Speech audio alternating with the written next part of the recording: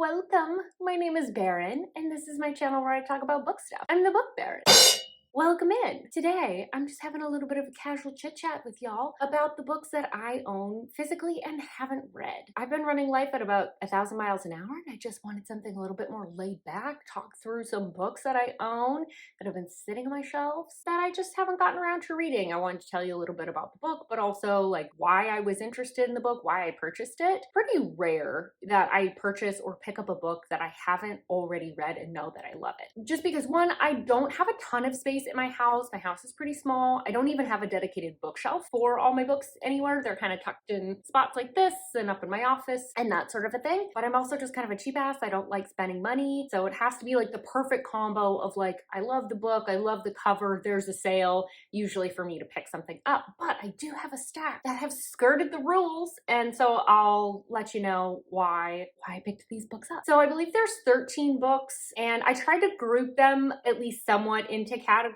So I have like some romances, and then I have some like fantasy romances, and I have regular fantasy, and then I have some sci-fi, and then I think I have a couple different like thrillers or more like psychological books. So let's just jump into it, shall we? First up, this is actually what inspired this. So I talked about this on my TBR video about how I had purchased this book in the hopes that it would push me to finally read it. This is Her Soul to Take by Miss Harley Laroux, my Lord and Savior. So this is on KU. It's the first in a series of 3. I believe, based on what I know, these books are sort of interconnected, but they're not standalone. So each book follows a different couple, but there's still like some chronology where you have to read the series in order. So I wanted to start with the first one. It's supposed to be like a dark urban fantasy, and the main characters here are Ray and Leon.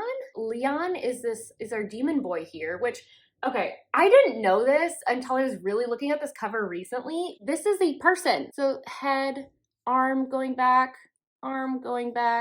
torso. Yeah, I didn't know that. Am I the only person? But Leon is a demon. He's known for killing a lot of magicians, so he's kind of got like a bad reputation. He has been tasked by a cult that formerly controlled him or currently controls him to go after this gal named Ray. Ray, for her part, she is I think she's a YouTuber that does like demon hunting or ghost hunting or something similar to that. And she kind of realizes that Leon is stalking her. Hi, Kevin. And she kind of realizes that Leon is stalking her, and he is debating between, do I kill her or do I keep her for myself? I picked this up because I adore Harley Laroux. I just looked up fully what this is about recently because I was like, it's Harley Laroux, I'll love it regardless. And I didn't realize that there was a cult element. So like really, this could be my perfect book. It was just one of those perfect circumstances where the book went on sale because the release of one of the other books. The likelihood was that I was gonna want to own a copy anyway, so I might as well pick it up while it's on sale. Everyone say hi to Kevin, who can't stop being in the background. Next up, we have, all right, maybe we should try and get the sticker off. Ooh, I just got the sticker off. One clean swipe. That's so satisfying. Set that over here. Next up, I have Paper Princess by Erin. It's the first in a series, and my understanding is like some of the books follow one couple, and then at some point in the series, it transitions to another couple I think, maybe a brother. But this is supposed to be like a dark enemies to lovers, and it's like unhinged high school. I know that initially, at least, that this was marketed as YA, but I kind of think that was during a time where the new adult genre didn't really exist. So I think this is technically more new adult. This is about Ella. So her and her mother have been kind of scrounging, living paycheck to paycheck, moving around a whole bunch. Her mother's a bit flighty, but when her mother passes and leaves her with no one and nothing, she ends up getting scooped up by Callum Royal, who claims to be her guardian. Callum Royal is very, very rich. She's moved into this mansion with his 5 sons who are not happy to have her there and want her to go back where she came from. The worst of which is Reed, who I believe is going to be the love interest. Why did I pick this up? So I found this at a half-price book. I found this book very shortly after I had read The Deal by Elle Kennedy. I know that Erin Watt was like one of her previous pen names when she collaborated with another author.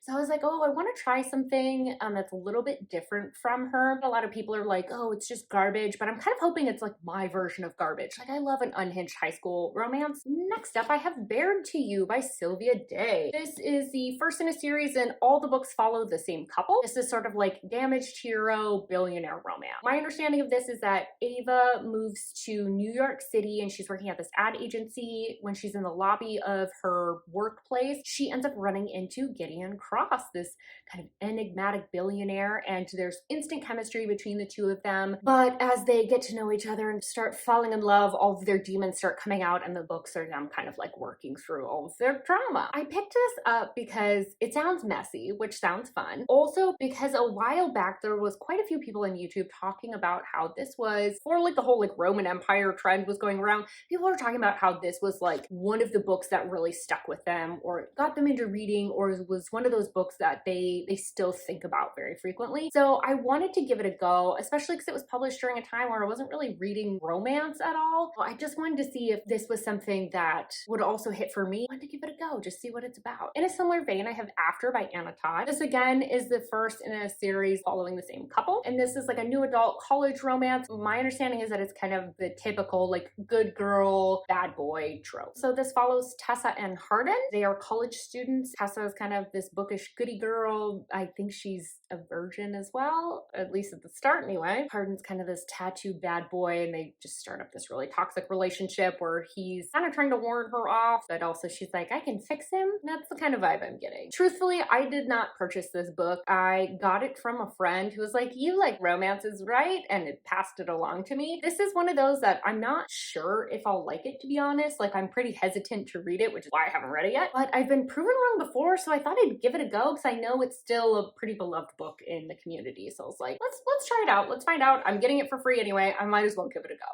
Next up I have From Lukov with Love by Mariana Zapata. So this is going to be a sports romance, standalone, and slow burn enemies to lovers. My understanding is that Jasmine has had kind of like a rough go with her career lately, like injuries and just like not really winning, and she's seeing her sports career kind of come to a close. I don't know if she transitions to pair skating or loses a partner, but she is forced to work with Ivan Lukov, who is her sworn enemy, for pair skating so that she can kind of go out on top, have her career end on a positive note. I picked this up because there was a sale at Target, and I picked up one of my favorite books, The Well of Winnipeg, which is also by Mariana Zapata, and I saw that this was also part of the sale, and I was like, look, every Mariana Zapata book that I have read, even the ones that are not popular, I've loved. So I wanted to pick this one up.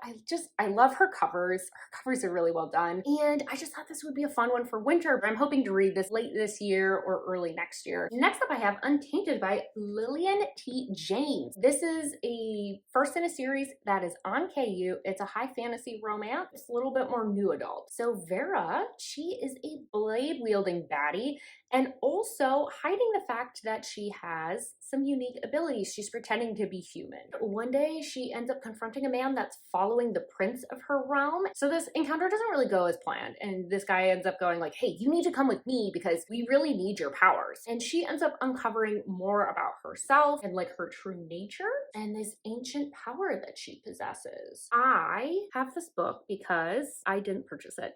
I got it as a gift. These are some of my favorite sprayed edges I think I've ever seen. Like, I don't know. I always feel like people say how pretty like special edition books are on videos, and then you look at them, they're like, they're not that cool. It's really beautiful in person. But so this came in a box with What Lies Beyond the Veil. So that's why I have this. This does really intrigue me. I just haven't been in much of a fantasy romance mood. Well, I should say, I haven't been in a high fantasy romance mood. It's just kind of been languishing on my shelves as a result. Really want to pick it up when I'm really excited about it so that I have the best chance of loving it because, the sun is kind of catching it. You can kind of see the rainbowy goodness that is this cover. Starting to transition a little bit, we have To Kill a Kingdom. This is by Alexandra Christo. This is a standalone. It's high fantasy. It's supposed to be like a dark Little Mermaid retelling. Lyra is a siren princess.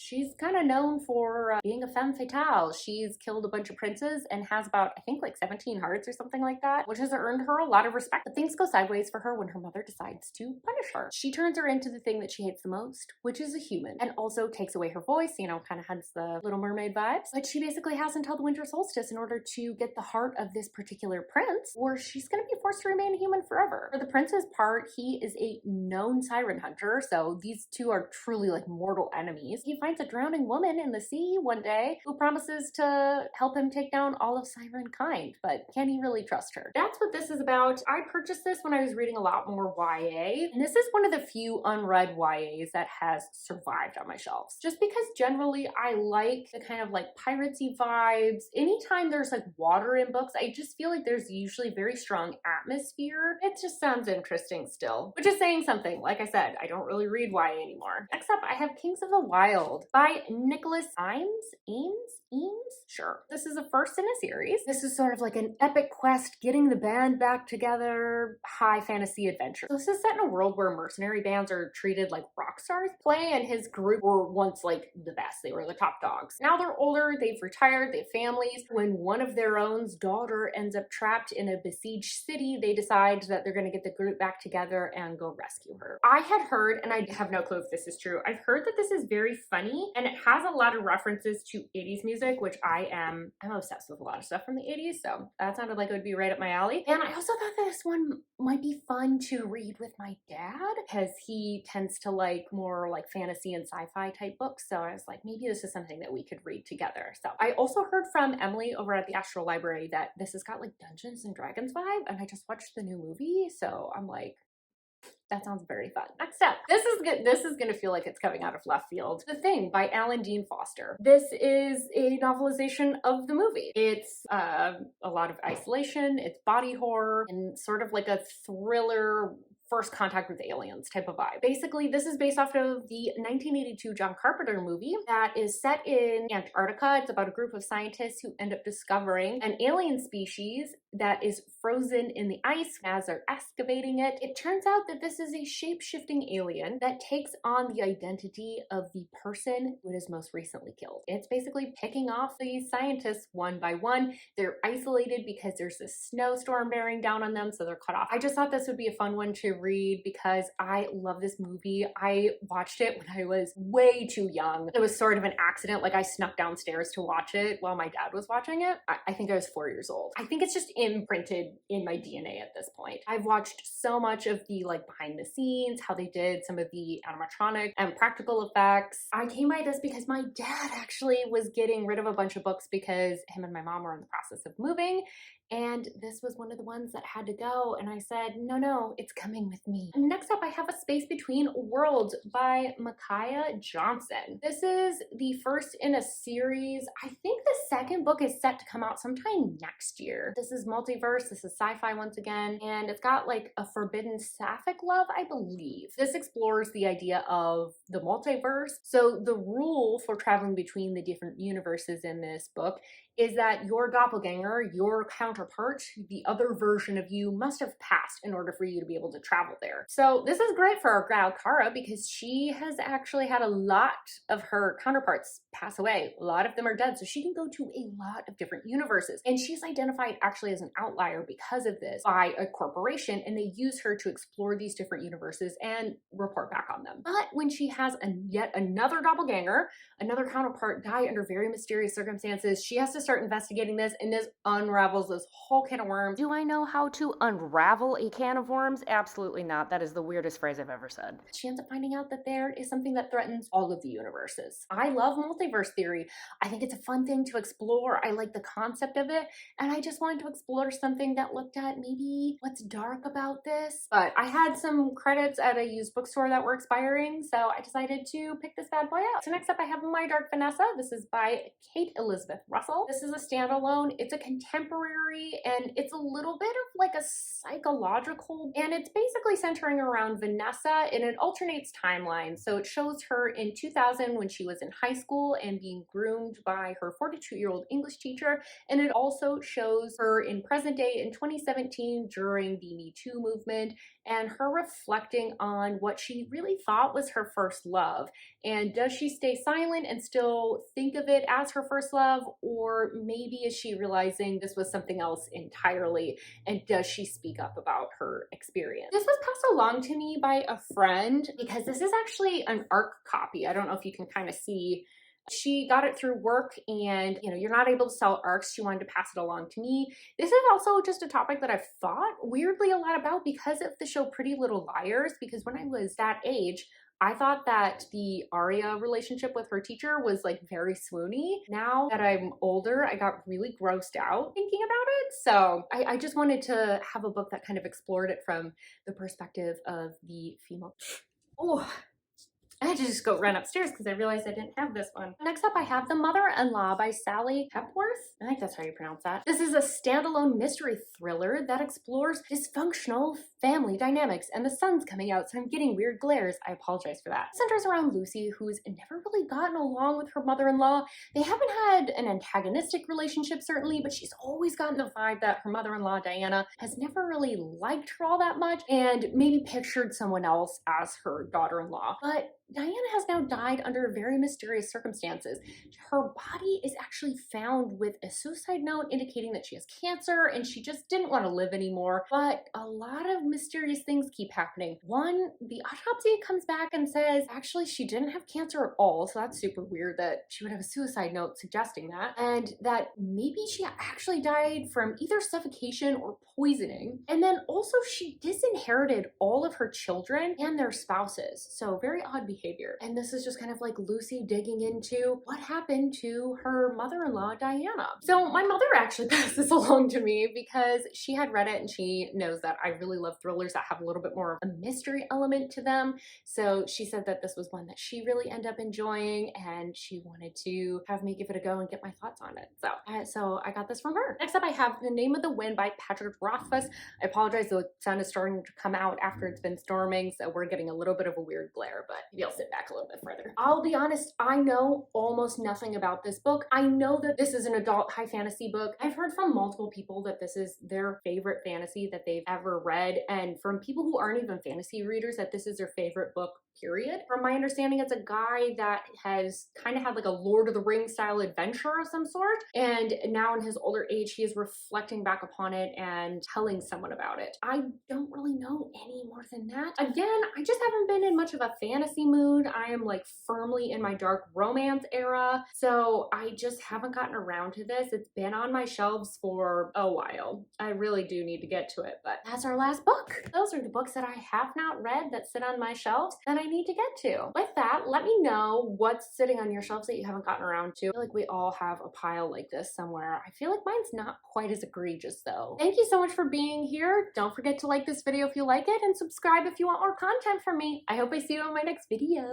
Bye-bye.